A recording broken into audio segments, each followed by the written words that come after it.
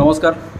আজি আমাৰ এজন ষ্টুডেণ্ট, তেওঁৰ পৰা আমি জানিব বিচাৰোঁ আমাৰ ট্ৰেইনিং তেওঁৰ কেনেকুৱা লাগিছে, তেওঁ কিবা শিকিব পাৰিছে নে পাৰা নাই নে এনে আমি কৈ আছোঁ। তো আপুনি আপোনাৰ নামটো কওক আৰু কওক। মোৰ নাম শ্ৰী নৱজিৎ ডেকা। মই আপোনাৰ চতিয়াবাৰী হয়, এটা বাগদেৱত মই এনে দোকান আছে। তাৰপিছত মই মানে বহুত দিনৰ পৰা শিকা এটা ইচ্ছা আছিল, আগ্ৰহ আছিলে। তাৰপিছত বাহিৰত গৈ পেলাই শিকা মানে মোৰ ইমান এটা সুবিধাও নাছিলে। ধৰক 2-3 দিন বা 1 মাহ 2 মাহ কমপ্লিট কৰি পেলাই মই কোৰ্চ কৰাৰ কোনো মানে হেৰি নাছিলে। তেতিয়া মানে ধৰক দাদাৰ ভিডিঅ' এটা পালোঁ, মই ফেচবুকত পালোঁ। তাৰপিছত আৰু লগতে আৰু মানে চিনাকিও হয়, বহুত দিনৰ পৰা দেখি আছোঁ। তাৰপিছত দোকানত অহা যোৱা কৰি থাকোঁ। তাৰপিছত দাদাক কৰিলোঁ যে এনেকৈ তাৰপিছত ক'লে যে এনেকৈ এডমিশ্যন ল'ব পাৰিব। এডমিশ্যন চলি আছে, তেতিয়া এডমিশ্যন ল'লোঁ আৰু ধৰক ওচৰতে আপোনাৰ ধৰক এতিয়া মানে ধৰক কোৰ্চটো হয় 1 মাহে। নিউ লাৰ্ণাৰ হিচাপে মই যিখিনি শিকিছোঁ মানে মই প্ৰথমতে ভাবিছোঁ মই 1 মাহত শেষ কৰিব লাগিব। সেইটো কাৰণে মই ভাবিছিলোঁ মানে বেলেগত গৈ শিকাতকৈ মই দাদাৰ ওচৰত আহি শিকিলে ধৰক মোৰ সুবিধা এটা হ'ব। ইন ফিউচাৰ যদি মই কিবা এটা প্ৰব্লেম ফেচ কৰোঁ, মই ধৰক ধুনীয়াকৈ দাদাৰ ওচৰত আহি পেলাই মই চল্ভ কৰিব পাৰিম। সেইটো কাৰণে ধৰক প্ৰথম হিচাপত মানে সেইটো আছিলে। কিন্তু এতিয়া ধৰক ইয়াত আহি পেলাই মই ধৰক দাদাই যেনেকৈ ধৰক বুজাই দিছে আৰু ইয়াত আপোনাৰ থিয়ৰীতকৈ বেছি প্ৰেক্টিকেলৰ কাম হয়। আৰু প্ৰথম দিনাখনে আহি মই এইবিলাক আইৰণ বা ডিছঅলাৰিং ৱায়াৰ এইবিলাকৰ বিষয়ে মই একোৱে নাজানো। কিন্তু সেইদিনাখন আহি পৰা ধৰক আজি কমচে কম 2-3 সপ্তাহমান হৈছে। এতিয়া ধৰক মোৰ এটা মাইণ্ডত মানে এনেকৈ মই পাৰিম, নিশ্চয় পাৰিম মানে।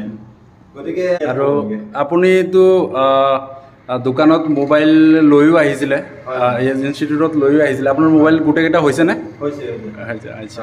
তো আপুনি মাদাৰবোৰ্ডত কাম কৰিব পৰা হৈছেনে নাই? প্ৰথম আইচি ৰিবলিং বুলি ক'লে মাথাটো গৰম হৈ গৈছিলে। মানে কি আইচি ৰিবলিং কৰি মানে ভাবি পোৱা নাছিলোঁ। ইমান চকুৰে মনিব নাই। পিছত ধৰক কৰি ধৰক দাদাই হেল্প কৰিছে, দেখাই দিছে, শিকাই দিছে। তাৰপিছত আহিছে আৰু। তো আপুনি কম্পনেণ্টৰ টেষ্টিংবিলাক কৰিব জানে গোটেইখিনি? জানো।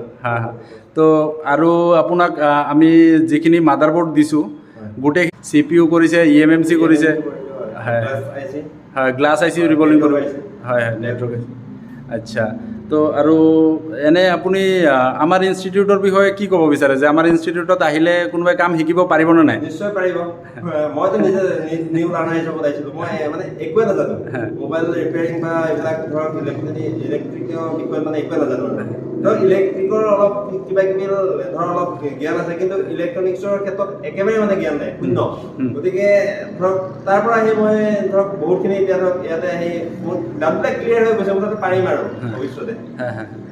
তো ঠিক আছে। তো আপুনি আমাৰ যিটো 15 জুলাইৰ পৰা এটা বেটচ ষ্টাৰ্ট হ'ব, তো আপুনি নতুন ষ্টুডেণ্টক কি ক'ব বিচাৰে? নতুন ষ্টুডেণ্টক মই এইটোৱে ক'ব পাৰিম, তেওঁলোকে আহক, দাদাৰ ছাপোৰ্ট ভালে আছে, ধুনীয়া আছে। আপোনালোকে জইন কৰক, নিশ্চয় পাৰিব। নিউ লাৰ্ণাৰ হিচাপে বহি থাকিব নালাগে ঘৰত, আহক। মানে যেতিয়া কামত হাত দিব তেতিয়াহে গম পাব আৰু। কাৰণ এনে ঘৰতে বহি পেলাই যদি ভাবি থাকে মানে এইটো টান হ'ব, চাই থাকিলে নহ'ব, হাতে কামে লাগিব। মই প্ৰথমতে চাই আছিলোঁ আগতে, কিন্তু মানে ইমান ফুল আইডিয়া নাছিলে।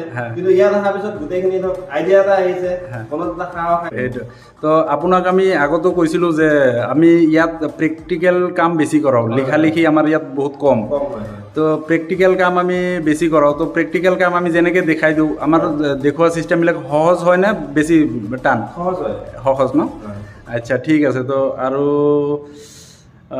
আপোনালৈ বেষ্ট উইচেছ থাকিলে, আপুনিও ভালকৈ কাম কৰক। ঠিক আছে দিয়ক, থেংক ইউ।